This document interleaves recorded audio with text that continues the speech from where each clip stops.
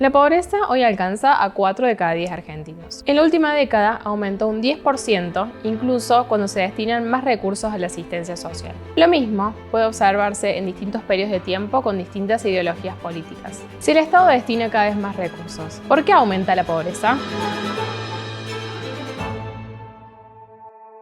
Si bien el gasto que realiza el Estado en asistencia social es importante para brindar apoyo a los sectores más vulnerables, la experiencia demuestra que no sirve para erradicar la pobreza. Es más, la complicada situación macroeconómica que atraviesa la Argentina hace que la mayor asistencia social se traduzca en mayor pobreza. Para entender por qué la ayuda social genera más pobreza, hay que tener presente dos cuestiones. La primera es que no se vive del asistencialismo. La segunda es que la aparición de nuevos planes sociales o el aumento de los ya existentes generan más inflación si son financiados con emisión monetaria. Se suele pensar que los hogares pobres viven del asistencialismo, pero eso no es verdad. Los ingresos no laborales de los hogares pobres, donde están incluidas todas las transferencias asistenciales, representan cerca de un cuarto de sus ingresos totales, o a lo sumo entre un 30 y un 35% en épocas de profunda crisis como fue la pandemia. El resto proviene de su trabajo. ¿Crees que hay una estigmatización de ese beneficiario del plan social y una utilización por parte de la política tradicional? El decirte vago y el decirte vago porque cobras un plan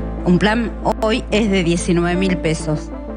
¿Qué persona hoy en la Argentina puede vivir con 19.000 pesos? Lo mismo ocurre con los trabajadores de la economía popular, como los cuentapropistas no profesionales, de quienes suele pensarse que viven del asistencialismo. Pero la realidad vuelve a demostrar que 3 de cada 10 trabajadores de la economía popular viven en hogares que perciben algún tipo de ayuda social. Los demás viven enteramente de ingresos generados en el mercado.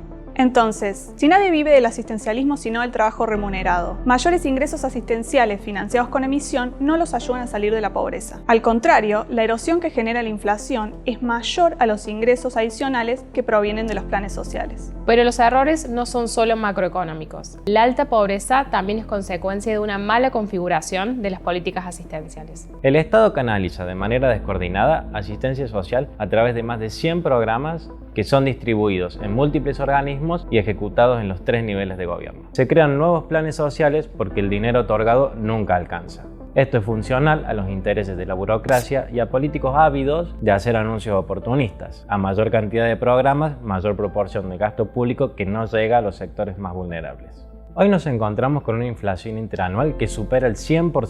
Esto es particularmente grave para las personas de menor ingreso, porque son las que menos posibilidades tienen de protegerse contra la pérdida de su poder adquisitivo. En primer lugar, no tienen acceso al crédito o a la inversión. Además, destinan una gran parte de sus ingresos a alimentos y otros recursos básicos, que suelen ser los que mayor incidencia tienen en la inflación. Y sus ocupaciones son generalmente inestables e informales, por lo que sus ingresos pierden frecuentemente contra la inflación. Por esta razón, resulta imposible reducir la pobreza si no se baja primero la inflación. Food price spikes hit everyone and are devastating for the poorest and most vulnerable.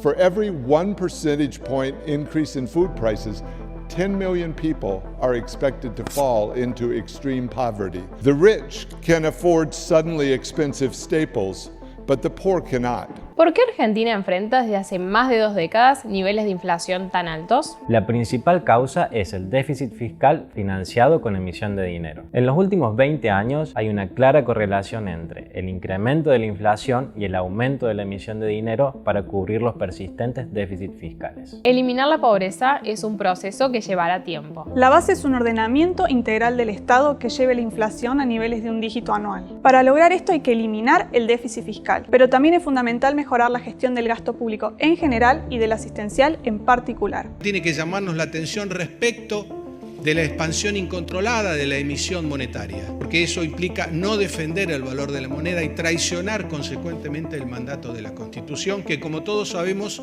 está por sobre todos nosotros. Como consecuencia del déficit, la emisión es tan alta que solo con la Elixir Pase se emitió 3 veces más de lo que se necesita para eliminar la pobreza. Otra herramienta clave para reducir la pobreza es aumentar la cantidad y la calidad de los empleos para así aumentar sus ingresos laborales. Esto disminuye la dependencia del asistencialismo. Una legislación laboral y tributaria como la actual, que atenta contra el sector productivo y la creación de empleo formal, es tan perjudicial como la inflación para los sectores vulnerables. Para potenciar el mercado de trabajo, hay que modernizar la legislación laboral y tributaria y mejorar la gestión del sistema educativo.